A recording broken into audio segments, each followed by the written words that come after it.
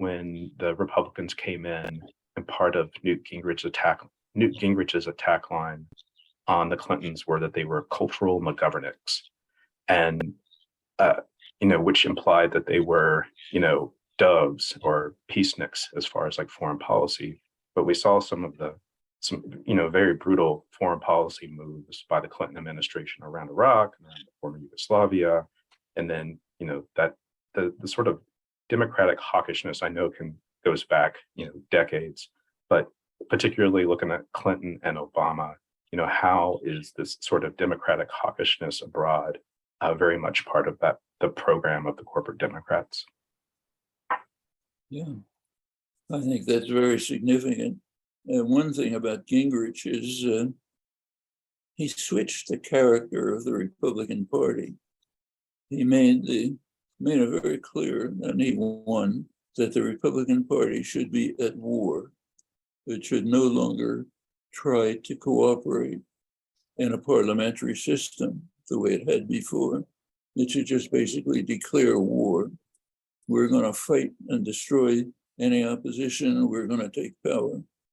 Gingrich is the one who changed the Republican Party in that respect. It's gone on from there. With regard to foreign policy, Clinton had an awful record. I mean, just take a look at U.S. funding. I mean, the U.S. foreign aid, the highest foreign aid went to the worst murderous human rights violators. And put aside Israel and Egypt, they're a separate category. But the rest of the foreign aid, the top foreign aid recipient became Turkey. Why? Turkey was carrying out a murderous campaign of state terror against its Kurdish population. Tens of thousands of killed, hundreds of thousands of refugees, thousands of towns and villages destroyed, every kind of torture. Funding from Clinton increased as the atrocities increased. Finally, by the peak of the atrocities, 1998, Clinton U.S.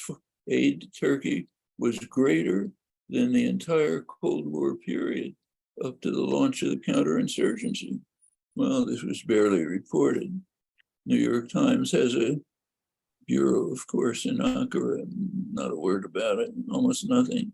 But take the sanctions against Iraq. Sanctions against Iraq were murderous.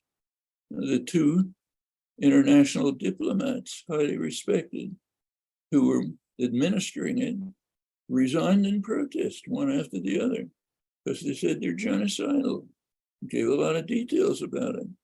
The second one, Hans von Sponek, wrote a major book about it, different kind of war, describing the details about how the Clinton programs were devastating the civilian society and strengthening the dictator.